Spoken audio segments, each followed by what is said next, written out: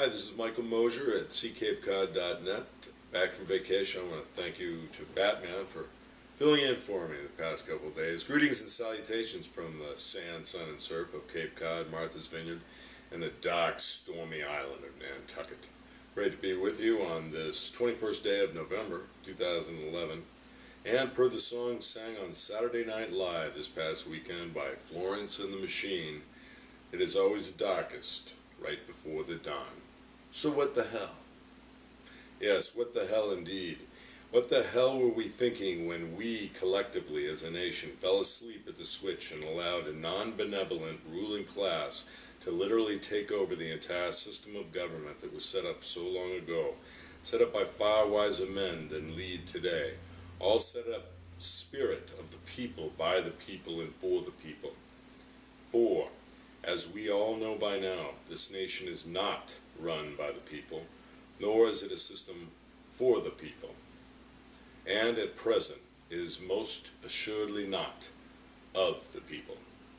Unless the people have suddenly become a grouping of 300 million or so souls who are now quite masochistic in nature, bowing down to their masters, those who have sadistic tendencies in this sad polar extreme opposite, a very real example of how to attempt to fix something that was never broken in the first place, such as with Social Security and Medicare, the Environmental Protection Agency, or Planned Parenthood. They are all the same, as in they are all programs designed for the people, not the bloodthirsty global corporate for-profit model, the new norm that has spread like a cancer across this planet, sparking the uprisings you see on the streets of not only Cairo today, mirroring what may be to come, but also on the streets of New York City, Denver, Oakland, Los Angeles, Portland, Columbus, Madison, Boston. Well, take your pick. The backlash, however, to this very natural and human response to a system that is clearly corrupt and in many cases criminal, has been created by those in power with a strong resistance that is well orchestrated by our own government, ironically, the government of the people. George W. Bush's giant Homeland Security, along with the Justice Department and the FBI, have been employed to help out, in some cases, the various police departments all across this nation. Police departments that have been directed and trained to become increasingly militarized and violent in this quelling of protest, using Gestapo-like tactics, along with the now infamous pepper spray that borders on the criminally insane.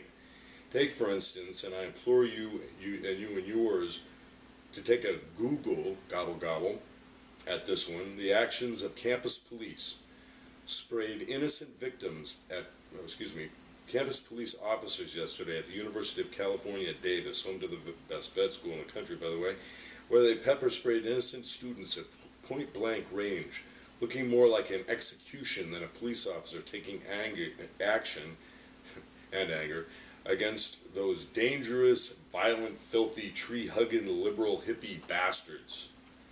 The image is of a peaceful, grassy knoll, if you will, with healthy, well-dressed students sitting down in a peaceful protest of what our country has allowed for the past 40 years, namely the Grand Canyon gap between the haves and have-nots, represented in that gap between the numbers. The numbers don't lie, unlike our friends Mitch, Paul, and Eric, such as 278% versus near 0%. The former number representing the percentage the top 1% incomes have increased during those decades, all due not to hard work, as Senator John Kyle, Republican of Arizona, would have you believe, but due in part to a system that is only accessible to an elite few, blocking the majority of people subtly from achieving the American dream, while the latter, the number 0, represents the percentage, the vanishing middle class, now the working poor, saw their wages increase. Yes, that's right, their wages increased, as opposed to their brothers and sisters in the top 1% since 1979 by 0.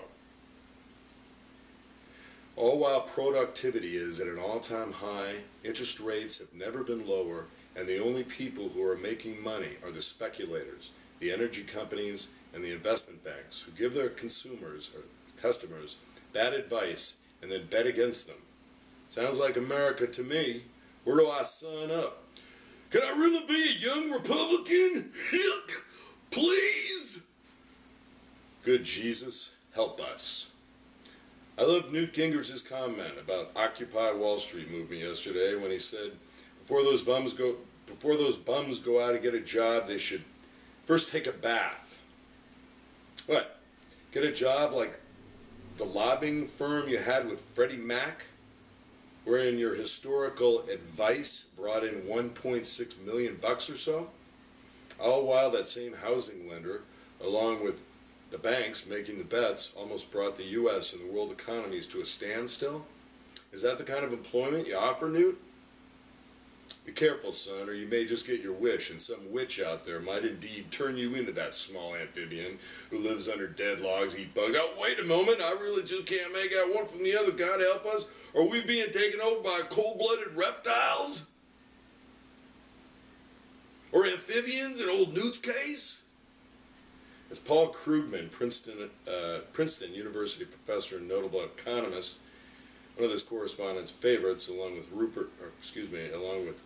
Robert Reich of Berkeley, as well as a few others, said this on ABC's This Week with Christiane Amanpour yesterday of certain members of Congress who do their master's bidding, plutocrats. They're clowns and fools. Bringing this whole thing to the light of day, the truth, and allowing the rest of the people of this great land to stand up, take notice, and vote their conscience in 2012.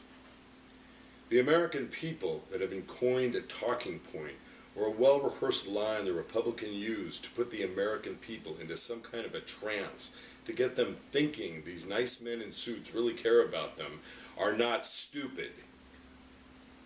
As they learn of the push-forward legislation that does not have the general population's best interest in mind, putting up yet another natural well that will poison you and your family's drinking water, along with the air you breathe, with the Brothers Koch, 596 deadly chemicals used in the fracking of shale rock to attain natural gas that makes these monsters richer than God, all while it destroys our fresh water, clean water, around our country, killing our beautiful wildlife, along with making people really, really sick.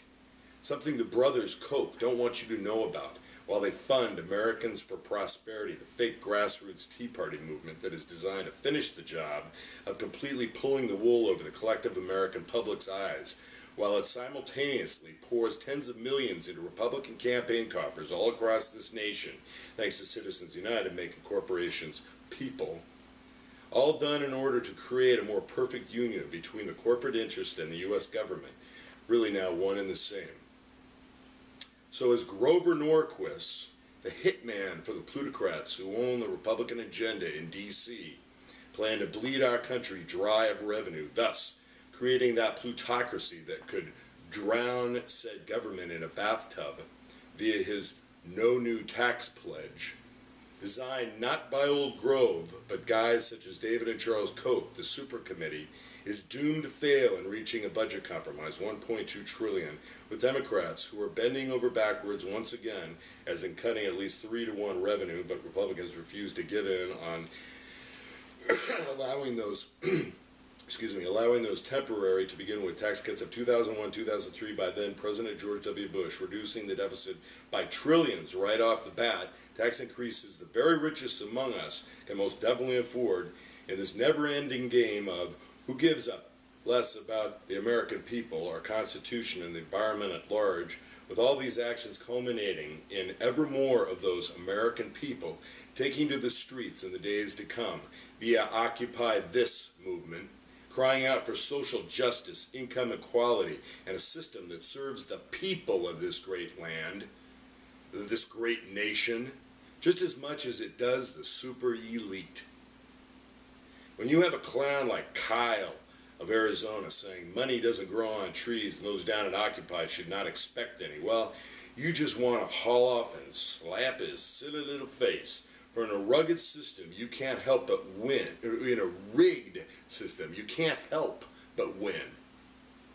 thus creating a loser in 99% of the American people who now work 2 or 3 jobs just to keep their heads above water as the seas slowly rise, paying 440% to loan sharks who call themselves payday lenders, living in fear 24/7 of bill collectors and the like, who keep the masses down, and like the now militarized police forces across this nation are employed by the super elite to keep that rabble down, demonizing them on propaganda stations like Fox News, aka Goebbels, and creating a new caste system that is fail-safe, meaning the game is already over in their minds, and